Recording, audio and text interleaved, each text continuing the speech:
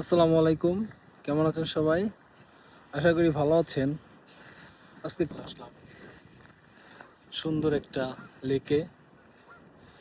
So আমার সামনে এখন যা আছে আপনাদের সাথে শেয়ার করবো ইনশাল্লাহ।